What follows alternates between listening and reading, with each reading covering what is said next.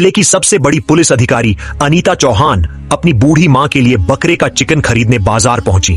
उन्होंने साधारण सी गांव की लड़कियों की तरह लाल रंग की सलवार सूट पहन रखी थी। देखकर कोई अंदाजा भी नहीं लगा सकता था कि यह कोई आम लड़की नहीं बल्कि जिले की सबसे बड़ी अधिकारी है। अनीता चौहान एक दुकान पर रुकी जहां एक 45 साल का आदमी चिकन बेच रहा था। अनीता चौहान ने धीरे से कहा, भैया मुझे 1 किलो बकरे का चिकन दे दीजिए। इतनी सी बात होते ही एक मोटरसाइकिल दुकान के पास आकर रुकी। उस पर बैठा हुआ था निरीक्षक राकेश चौहान। निरीक्षक राकेश चौहान उतरता है और कहता है, मेरे लिए 2 किलो बकरे का चिकन पैक कर दो। दुकानदार ने विनम्रता पूर्वक कहा, सर आप 2 मिनट रुक जाइए, पहले मैं मैडम को चिकन दे दूं, फिर आपको भी दे दूंगा। इतना सुनते ही निरीक्षक राकेश चौहान भड़क उठा। उसने गुस्से में चिल्लाते हुए कहा, क्या कहा? मुझे 2 मिनट रुकना पड़ेगा। तेरे पापा का नौकर हूं क्या मैं तुझे दिख नहीं रहा? मैं कौन हूं? भूल गया क्या? मैं अभी चाहूं तो तेरी दुकान यहां से उठा दूं। इसलिए ज्यादा जुबान मत चलाना। जल्दी से पहले मुझे दो, फिर किसी और को देना, समझा? निरीक्षक की यह ना भरी बातें अनीता चौहान खड़े खड़े सुन रही थी। वह ध्यान से देख रही थी कि निरीक्षक दुकानदार से बदतमीजी कर रहा है, गालियां दे रहा है और अपनी ताकत का गलत इस्तेमाल कर रहा है। वे बीच में बोल पड़ी, सर आप बाद में आए हैं तो आपको थोड़े रुकना होगा। मैं पहले आई हूं, मुझे पहले लेने दीजिए, फिर आप भी ले लीजिएगा। इसमें कौन सी बड़ी बात है? निरीक्षक अनीता चौहान की तरफ देखकर गुस्से में बोला, अब गवार लड़की तुझे दिख नहीं रहा? मैं कौन हूं? मैं निरीक्षक हूं, यहां का समझी? मैं जो कहता हूं वही होता है। तू मेरे सामने ज्यादा जुबान मत चला। तू जानती नहीं मैं कौन हूं। अभी इतना मारूंगा कि घर तक चल के नहीं जा पाएगी और मेरे से जुबान चला रही है। निरीक्षक ने कहा, देखो तुम पहले आई हो, फिर कोई और आए, मुझे कोई फर्क नहीं पड़ता। मुझे बस पहले चाहिए, मुझे बहुत काम है। तो यहां मेरा दिमाग मत खराब करो, चुप रहो, समझी? फिर निरीक्षक दुकानदार की तरफ देखकर बोला, और तू क्या देख रहा है बे? जल्दी से चिकन पैक कर। अनीता चौहान अंदर ही अंदर कांप रही थी, मगर उन्होंने कुछ नहीं कहा। दुकानदार डर के मारे पहले निरीक्षक को चिकन पैक करके दे दिया। निरीक्षक चिकन लेकर मोटरसाइकिल पर बैठने ही लगा कि दुकानदार बोला, निरीक्षक साहब आपने चिकन के पैसे नहीं दिए, प्लीज पैसे दे दीजिए, ज्यादा नहीं, 500 ही हुए हैं। ये सुनते ही निरीक्षक गुस्से से बोला, अबे साले तुझे समझ नहीं आता, तू मुझसे पैसे मांगेगा? मैं यहां का निरीक्षक हूं, समझा? जो मैं बोल रहा हूं वही कर, वरना अभी तुझे जेल में डाल दूंगा। समझ बेकार का, तेरा परिवार तो भाड़ में जाएगा ही, ऊपर से तू जिंदगी भर जेल में सड़ेगा। तो इसी में तेरी भलाई है कि मुझे फ्री में चिकन दिया कर। और हां, कल भी मैं आऊंगा, क्योंकि कल मेरे घर रिश्तेदार आ रहे हैं। कल मुझे ज्यादा चिकन चाहिए, पहले से ही तैयार रखना, वरना इतना मारूंगा तू सोच भी नहीं सकता। यह बोलकर निरीक्षक मोटरसाइकिल स्टार्ट करके वहां से चला गया।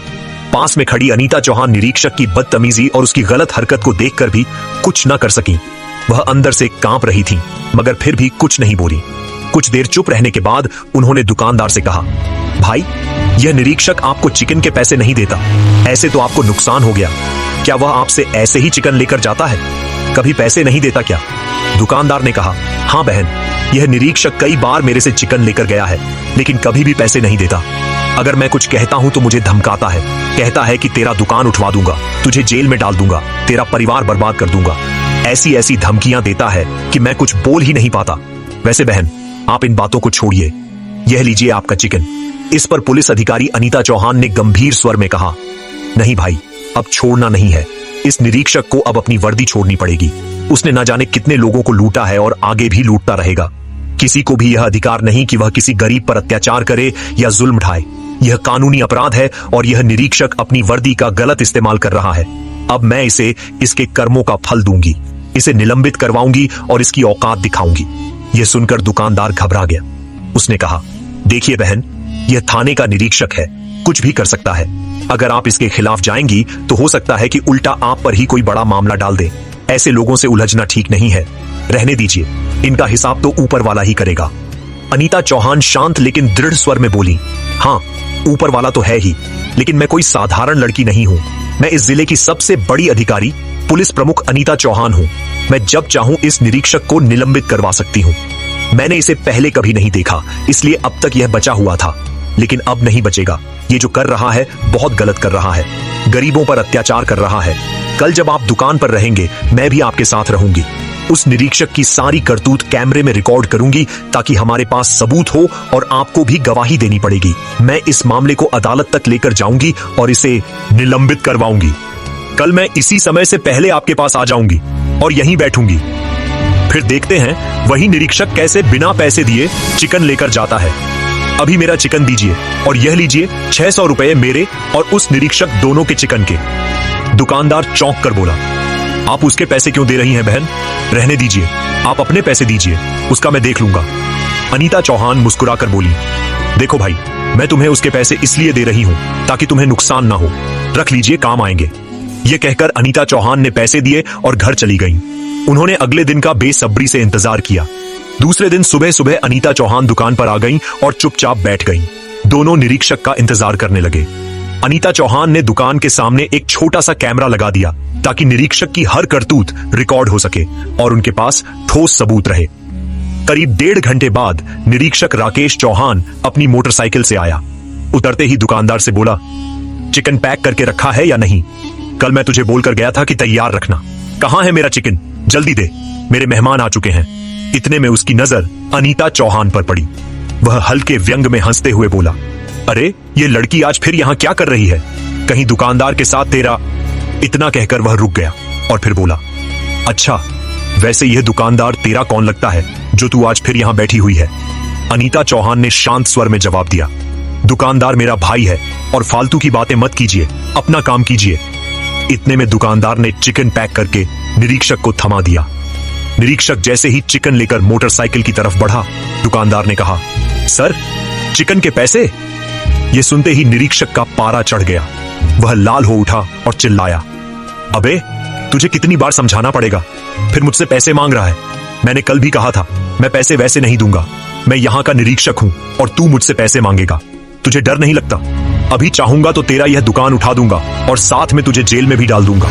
इसलिए अपनी जुबान बंद रख, बिना वजह मेरा दिमाग मत खराब कर। दुकानदार ने घबरा कर कहा, निरीक्षक साहब, आप सुबह सुबह बिना पैसे दिए चिकन ले जाकर चले जाते हैं। दिन भर मेरे अच्छे ग्राहक नहीं आते, मेरा नुकसान हो जाता है। कृपया कम से कम आधे पैसे तो दे दीजिए। रोज ऐसा करेंगे तो मेरा घर कैसे चलेगा?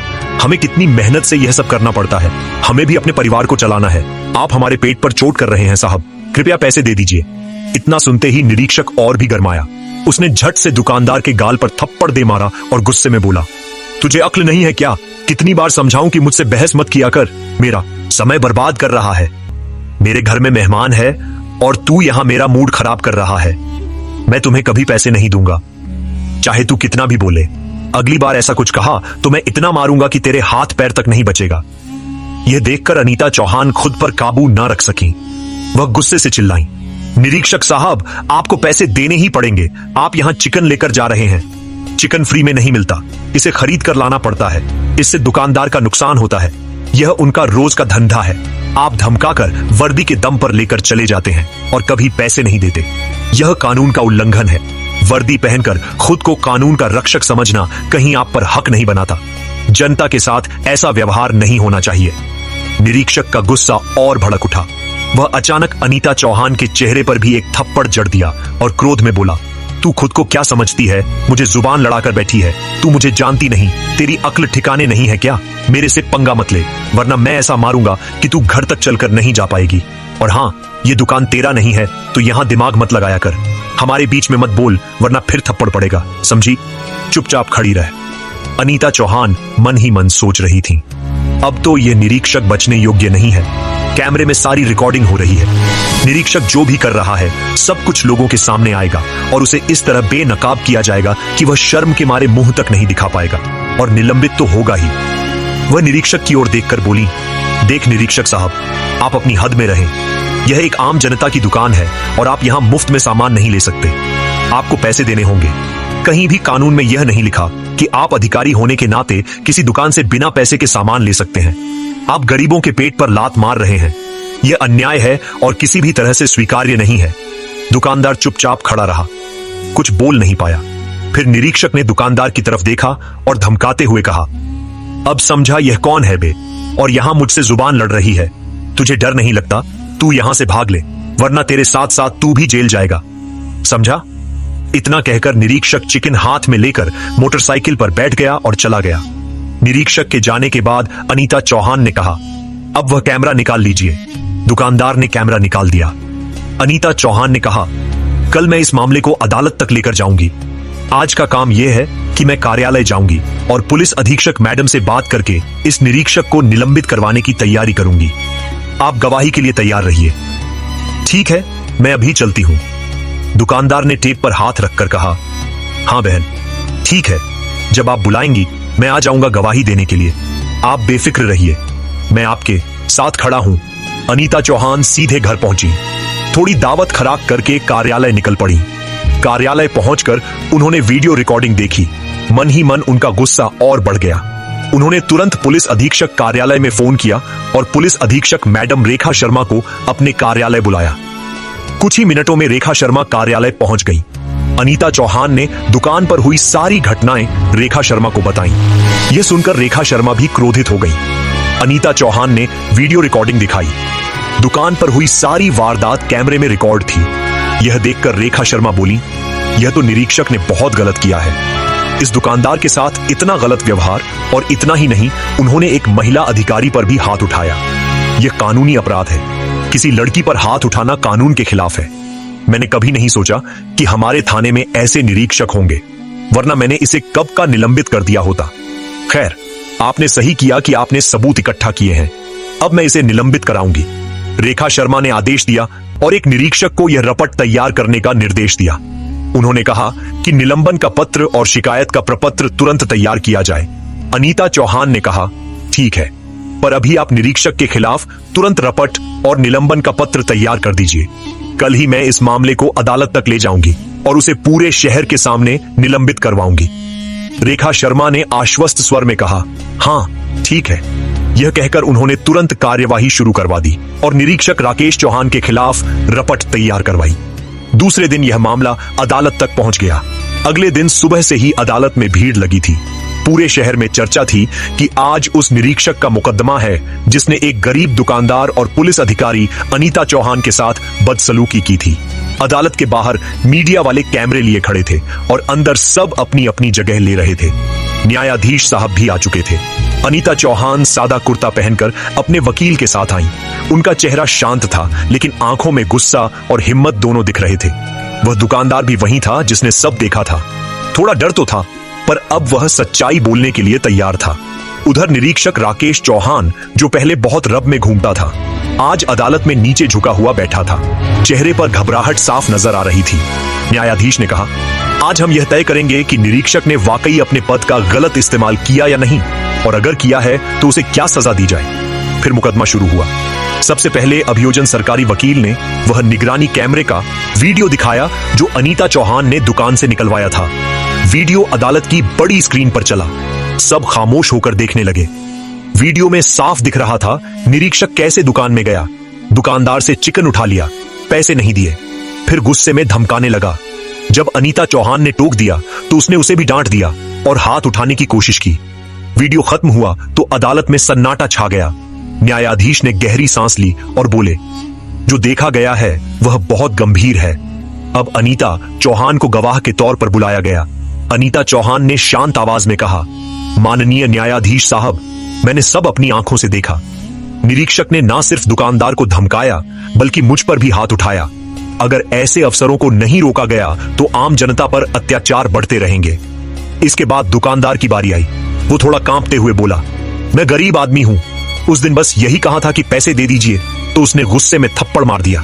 डर के मारे कुछ नहीं बोला, लेकिन जब मैडम ने वीडियो निकाल लिया तो हिम्मत आई। अभियोजन पक्ष ने कहा, माननीय अदालत, यह मामला सिर्फ एक थप्पड़ का नहीं है, यह मामला सत्ता के दुरुपयोग का है। जिसने कानून की रक्षा करनी थी वही कानून तोड़ बैठा। अब बचाव पक्ष निरीक्षक का वकील खड़ा हुआ। उसने कहा, मेरे मुवक्किल ने जानबूझकर कुछ नहीं किया। वो उस दिन बहुत तनाव में था, भीड़ जमा हो गई थी, बस गुस्से में गलती हो गई, इसे अपराध नहीं कहा जा सकता। न्यायाधीश ने बीच में रोककर पूछा, क्या गुस्सा आने पर कोई भी निरीक्षक किसी को थप्पड़ मार सकता है? क्या कानून का रखवाला ही कानून तोड़ेगा? बचाव वकील चुप हो गया। अभियोजन ने फिर से निगरानी कैमरे की न्याय विज्ञान रपट दिखाई। रपट में लिखा था कि वीडियो असली है, उसमें कोई फेरबदल नहीं है। साथ ही चिकित्सकीय रपट में दुकानदार की चोट का जिक्र भी था। अब अदालत में फैसला सुनाने का वक्त आ गया था। न्यायाधीश ने कहा, अदालत के सामने सारे सबूत साफ हैं। निरीक्षक राकेश चौहान ने अपने पद का दुरुपयोग किया है। उसने आम नागरिक को धमकाया, मारा और सरकारी पद की गरिमा को ठेस पहुंचाई। यह सिर्फ बदसलूकी नहीं बल्कि कानून के खिलाफ अपराध है। न्यायाधीश ने आगे कहा, कानून सबके लिए बराबर है, चाहे वह आम आदमी हो या पुलिस अफसर। अगर कोई अपने पद का इस्तेमाल गलत काम के लिए करता है तो उसे सजा जरूर मिलेगी। इसके बाद उन्होंने आदेश सुनाया, निरीक्षक राकेश चौहान को उसके पद से तुरंत निलंबित किया जाता है। साथ ही अदालत उसे 3 साल की सजा और जुर्माना सुनाती है। विभाग को आदेश है कि उसे हिरासत में लेकर जेल भेजा जाए और उसके खिलाफ आगे भी जांच जारी रखी जाए। ये सुनते ही अदालत कक्ष में सन्नाटा छा गया। निरीक्षक का चेहरा उतर गया। पुलिस के 2 सिपाही आगे आए। उन्होंने उसे हथकड़ी लगाई। अनीता चौहान ने नीचे झुकी आंखों से राहत की सांस ली। दुकानदार की आंखों में आंसू थे, लेकिन वह खुशी के आंसू थे। बाहर मीडिया ने अनीता चौहान से पूछा, मैडम अब आप क्या कहेंगी? अनीता चौहान बोली, मैं बस इतना कहना चाहती हूं कि अब किसी गरीब को डरने की जरूरत नहीं है। कानून सबके लिए एक जैसा है। अगर कोई अधिकारी गलत करेगा तो उसके खिलाफ भी कार्यवाही होगी। पुलिस अधीक्षक रेखा शर्मा भी बाहर आईं और बोली, आज हमने साबित कर दिया कि पुलिस सिर्फ वर्दी नहीं जिम्मेदारी भी है। शहर में यह खबर आग की तरह फैल गई। लोगों ने कहा, अब व्यवस्था में भी कुछ लोग हैं जो सच के साथ खड़े हैं। अदालत का फैसला उस दिन सिर्फ एक आदमी के लिए नहीं बल्कि पूरे शहर के लिए मिसाल बन गया। अनीता चौहान और दुकानदार दोनों के चेहरे पर सुकून था, क्योंकि उन्होंने डर के खिलाफ लड़कर न्याय पाया था। तो दोस्तों, यह कहानी केवल मनोरंजन और शिक्षा के उद्देश्य से बनाई गई थी। इसमें दिखाए गए सभी पात्र, घटनाएं और संवाद काल्पनिक हैं। किसी भी वास्तविक व्यक्ति, संस्था या घटना से इनका कोई संबंध नहीं है। कृपया इसे केवल कहानी के रूप में देखें और इसका आनंद लें। हमारा उद्देश्य किसी की भावनाओं को ठेस पहुंचाना नहीं है। अगर आपको यह कहानी पसंद आई हो तो इसे लाइक करें और ज्यादा से ज्यादा लोगों तक शेयर करें। टिप्पणी करके बताएं कि आपको कहानी का कौन सा हिस्सा सबसे अच्छा लगा। और हां, अगर आप ऐसी ही और दमदार कहानियां सुनना चाहते हैं तो हमारे चैनल को अभी सब्सक्राइब करना ना भूलें। धन्यवाद। निरीक्षक राकेश चौहान के जेल जाने के बाद पूरे शहर में शांति थी। दुकानदार, जिसका नाम अब सब रमेश भाई जान गए थे, उसकी दुकान अब पहले से भी अच्छी चल रही थी। लोग अनीता चौहान की बहादुरी की मिसालें देते थे। रमेश भी अब हर रोज निडर होकर अपना काम करता और शाम को सुकून से घर जाता। अनीता चौहान भी अपनी ड्यूटी पर लौट आईं। वे खुश थीं कि उन्होंने एक गरीब को न्याय दिलाया। लेकिन यह शांति ज्यादा दिन नहीं टिकने वाली थी। एक शाम जब अनीता अपने कार्यालय में कुछ जरूरी फाइलें देख रही थीं, उनके मेज पर रखे फोन की घंटी बजी। एक अनजान नंबर था। अनीता ने फोन उठाया। हेलो, कौन? दूसरी तरफ से एक बहुत भारी और खूंखार आवाज आई। मैडम, बड़ा नाम कमा लिया आपने। हमारे आदमी को जेल भिजवाकर आप खुद को हीरोइन समझ रही हैं। राकेश तो बस एक मोहरा था, असली खेल तो अब शुरू होगा। अनीता ने कड़क आवाज में कहा। कौन बोल रहे हो तुम? हिम्मत है तो सामने आओ। उस आदमी ने हंसते हुए कहा, सामने भी आएंगे मैडम, और बहुत जल्द। उस दुकानदार रमेश को समझा देना, गवाही देने का शौक उसे बहुत महंगा पड़ेगा। और आप भी अपना ध्यान रखना। राकेश जेल में है, लेकिन उसके दोस्त बाहर हैं। इससे पहले कि अनीता कुछ और कहती, फोन कट गया। अनीता चौहान का चेहरा गंभीर हो गया। उन्हें समझते देर न लगी कि राकेश चौहान अकेला नहीं था। उसके पीछे कोई बड़ा भ्रष्ट तंत्र काम कर रहा था। उन्होंने तुरंत अपने विभाग के कुछ भरोसेमंद अधिकारियों को बुलाया और रमेश की दुकान के आसपास सादी वर्दी में निगरानी बढ़ाने का आदेश दिया।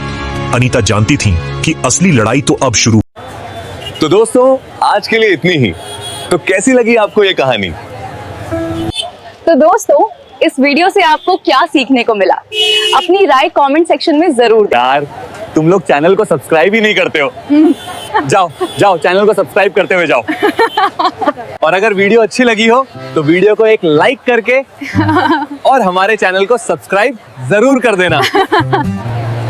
तो दोस्तों, चलिए मिलते हैं एक नई कहानी के साथ। तब तक के लिए धन्यवाद।